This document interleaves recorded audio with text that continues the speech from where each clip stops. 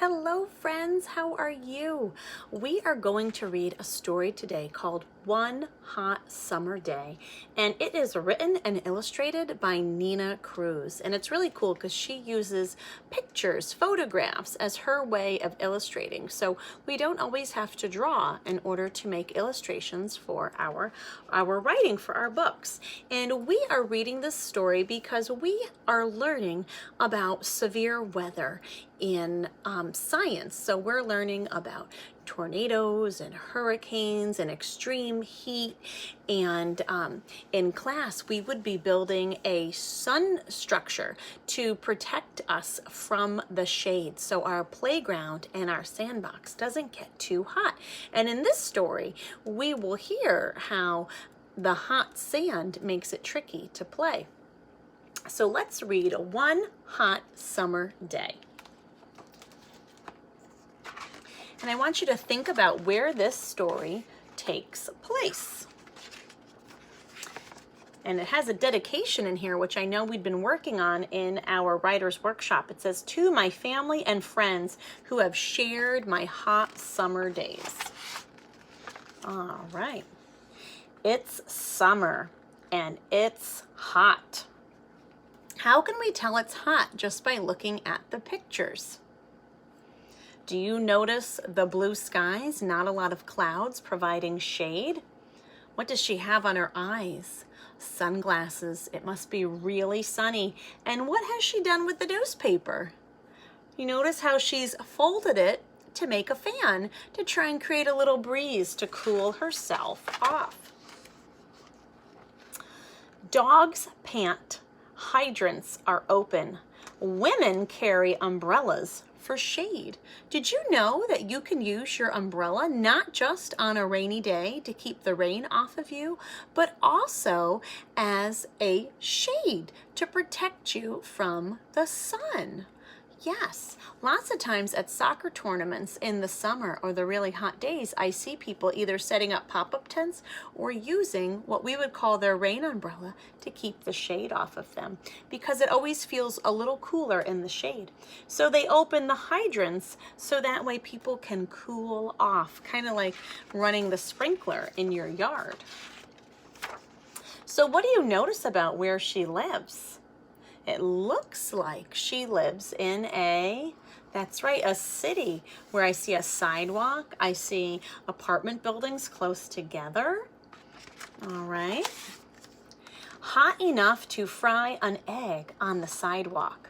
Well, maybe not, because it's not cooking right away.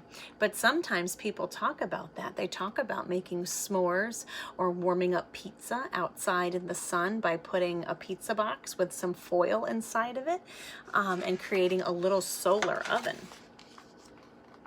My mother tells me to play inside games. She has the fan on high. So sometimes when it's really warm out, people think that we should play inside. But there are ways to keep cool outside. And let's see if this little girl figures out how to do that. So I can tell she lives in the city because, again, I see the apartment buildings. I see the fire escapes to help them to get down quickly in the event of an emergency. Instead, I stand outside and tease my shadow. So on a nice sunny day like this, she's able to create a wonderful shadow. And something we like to do is then have someone trace around your shadow. So you pose in a funny way, and then you have someone else use sidewalk chalk and trace your shadow, and then your shadow stays on the ground, the outline of it. How fun. Then I run into the shade and draw a picture. So she's under the shade of a tree and she's using sidewalk chalk to make some pictures.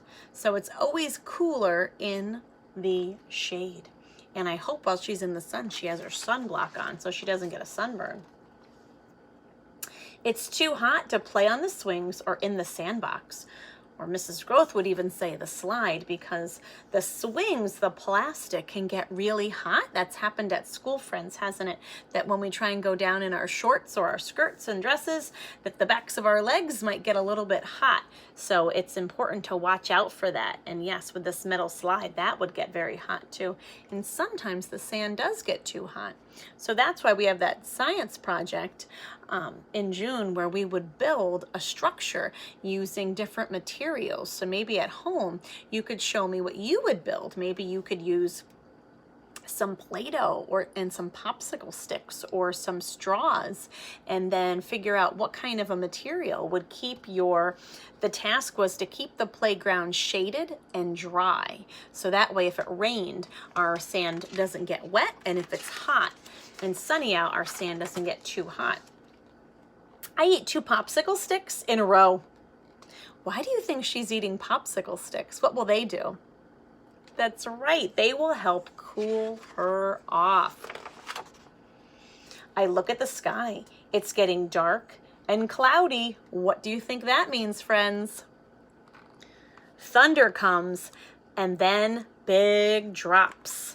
So a thunderstorm is coming lots of times on a hot day.